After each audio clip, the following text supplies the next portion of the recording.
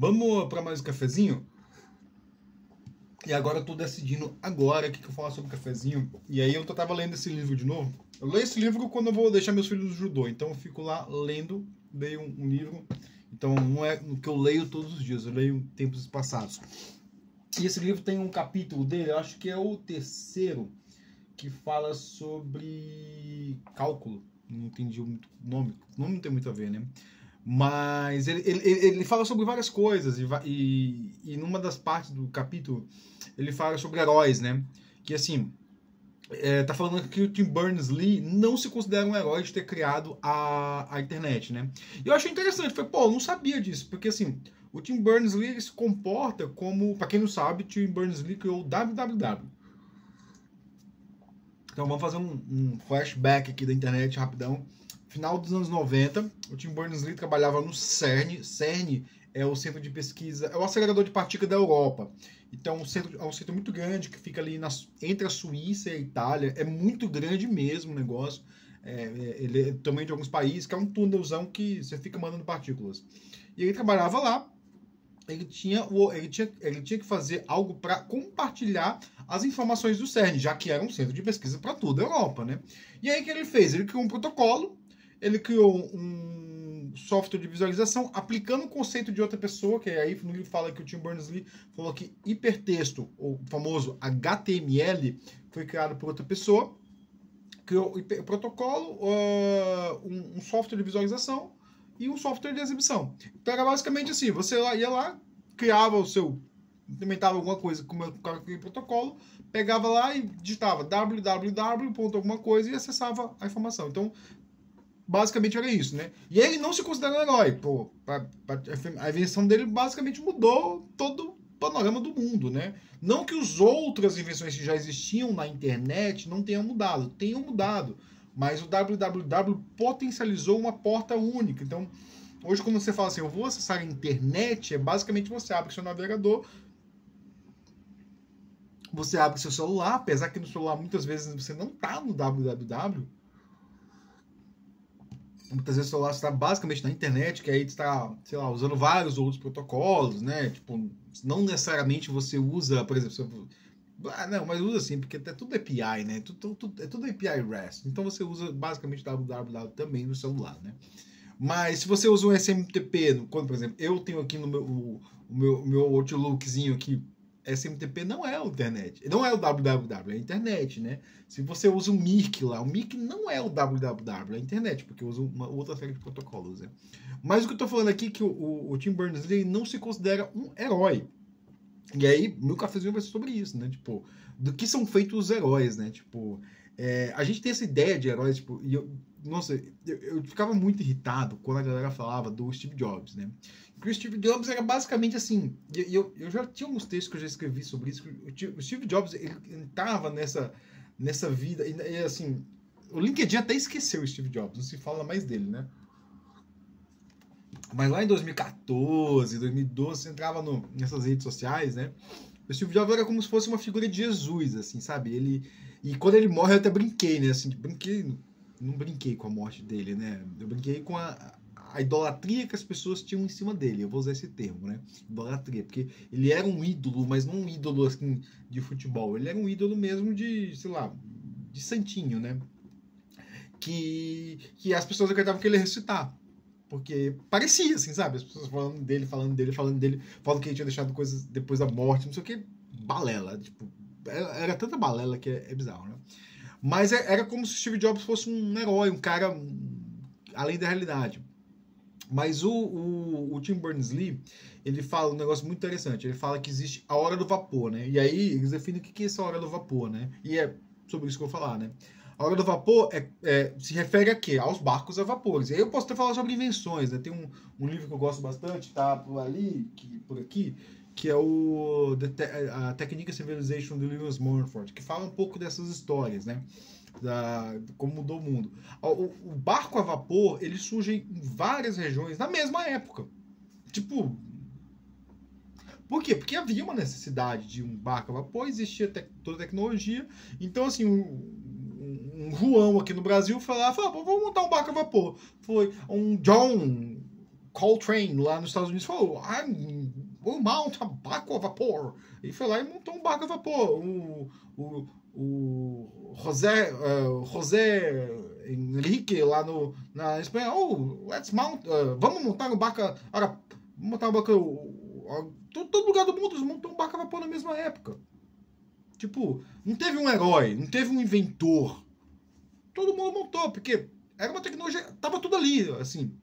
Então, eles colocam essa hora do vapor como um momento na cultura que é só você montar as peças que você chega ali, né? E é isso que surgiram os heróis. Esses heróis aí que a gente fica idolatrando, Bill Gates, Steve Jobs, eu sei lá, Elon Musk, né? Tipo, são assim, isso, é a hora do vapor. O cara pegou, foi o cara que montou, né? A grande diferença é que hoje assim, eles têm muita publicidade, né? Então, por exemplo, no barco a vapor não tinha publicidade, né? Não tinha. Então, assim, ninguém sabe quem montou o barco a vapor, quem que era a técnica, né? É muito engraçado até quando a gente vai estudar termodinâmica, né? Isso o The Technological Society fala isso aqui no primeiro capítulo. Eu vou deixar até o resumo dele que quando eu li, né? Que a tecnologia veio antes do entendimento da técnica, né? Assim, então, por exemplo, se você pega ali o trem, né? Porque o barco a vapor, assim, o barco a vapor ele surge no século XVIII, por aí. Só que o trem já existia a vapor há muito tempo, né? Tinha, sei lá, uns 100 anos antes aí já estavam os trens andando. Eu nem sei quando surgiu o trem, mas assim, os motores a vapor já existiam. Era só bota porra do motor a vapor no barco e bota pra andar esse cara, né? Então, já estava ali. Então, a hora do vapor é isso. Tipo, é só juntou necessidade com a fome de comer, né? Mas o motor a vapor, ele surge 100 anos antes da teoria dele. Então, a termodinâmica, ela é muito mais nova do que o motor a vapor. E aí, quando se estudou a termodinâmica, começou a procurar otimizar o motor a vapor, né? Então, começou a se entender mais como ele funcionava. E aí, se entender mais como ele funcionava, você vai se entender como é que ele funciona e como é que você pode otimizar ele, né? Porque se você tá jogando carvão ali, você tem que produzir energia, e quanto mais carvão você quer mais energia, né? Então, ou você quer usar a mesma energia com menos carvão, você procura otimizar, que aliás é o que eu estudo no meu mestrado, né? Otimização, né? Mas vamos lá, isso aqui não é sobre o meu mestrado, né? Então, os heróis, eles são formados por esse momento, essa hora do vapor. É aí que foi mais interessante, né? Que quem fala essa hora do vapor, quem soltou isso, é um cara chamado William Gibson. Que o livro dele está aqui. Esse carinha. Caso você... Eu não li esse livro todo, é uma falha de caráter meu, né? Mas esse livro está aqui por um motivo, né? A primeira frase dele é: o céu sobre o porto tinha a cor de televisão num canal fora do ar. E aí, se você tá vendo esse vídeo no futuro e a gente está vivo e não tem fumaça, é bom para você. Mas eu peguei esse livro por causa disso, né? Porque eu lembro da primeira frase, eu li um texto lírico por aí, né? Eu quero reler ele, quero voltar a ler ele, mas tô meio sem tempo. E eu fiquei com essa cabeça, cara, a gente tem fumaça aqui, a gente tá com o céu cheio de fumaça, né? Mas isso é sobre heróis, né? Os heróis da computação. E a gente fica idolatrando esses caras que fizeram mais do mesmo, né? E, por exemplo, o Tim Berners-Lee, a gente não idolatra ele. Por quê? Não sei. Esse é o cara que, assim, você devia abrir ali o LinkedIn e tá todo mundo falando dele, mas não se fala dele. É o cara por trás do www. É o cara que montou o W3 Consortium. Não sei se foi ele que montou, mas é um cara ali que tá toda hora toda hora falando, ele lança uma carta todo ano que tem, assim, a gente vê um baixíssimo impacto, né? Então, assim, o que a gente tem hoje na cultura dev é meio que a gente fica idolatrando um herói ruim, tipo Elon Musk. Ruim, péssimo. Ou Steve Jobs. Quem que é Steve Jobs? Ah, não, mas ele fez uma empresa valiosa. Sim, cara, mas o que ele fez foi só juntar as peças, tipo... Tem muita coisa do que ele fez, a Motorola estava fazendo, só que não lançou a tempo. O Google fez também com Android, tipo, tem muita coisa ali que é parecido, né?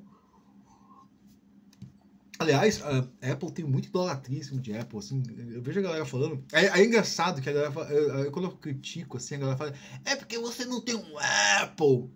Aí eu falo assim, velho, eu já tive Apple. Eu já trabalhei em 2 empresas que eu tive MacBook, putz, eu não troco não, cara, eu prefiro Eu vou falar um negócio aqui que vai chocar todo mundo. Eu prefiro o Windows, cara. Prefiro o Windows. Porque eu consigo configurar direito. Mas, obviamente, eu preferia um Linux, né?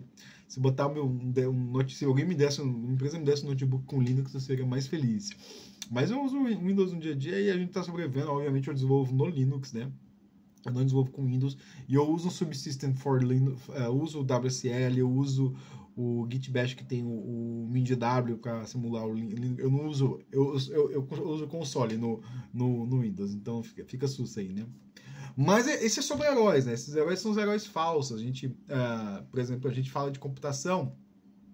A gente não fala do Fielding, o cara que inventou o REST. A gente não fala dos caras de algoritmos lá, o Dijkstra's. Dijkstra's tem um dos algoritmos mais importantes aí, que é o algoritmo grafos. Pô, você usa ele todo dia, cara. Ah, mas eu nunca implementei. Véi, você usa ele todo dia. Se você usa rede de computador... Ah, mas eu não uso rede de computador. Esse vídeo chegou por onde? Internet. Você usa. Em algum momento roda aí esse cara aí. Você, sei lá, tem um monte de herói que... A sua linguagem, cara, no Java tem o James Gosling, que aposentou agora, mas é o criador do Java, e assim, até hoje eu vi uma palestra com ele, assim, um cara que tem uma sabedoria gigantesca, assim, tipo... E ninguém tá falando com ele, sabe o LinkedIn? Ele, ó, ninguém fala deles. Ninguém fala deles. O pessoal gosta de falar desses heróis furados aí que... Ou dos coach, né? Que eu já tenho um papo de coach aqui que é bem ruim, né? Então, coach é sempre colocar a culpa dos fracassos, né? E, assim, eu poderia até falar que esses são heróis fracassados, mas não são. São heróis que, tipo, eles só queriam fazer as coisas, né? Não queriam ficar se alimentando do ego, né? Por exemplo, o Tim Berners-Lee podia ficar se alimentando do ego dele. Mas não, o cara fica lá, tipo, curtindo a vida dele, não, fazendo o que ele quer, né? Sei lá o que ele faz, né? Eu só leio as cartas dele, todo ano ele lança uma carta no dia que foi comemorar o aniversário da web. Então, era isso o cafezinho sobre heróis, né? Então, espero que vocês tenham curtido.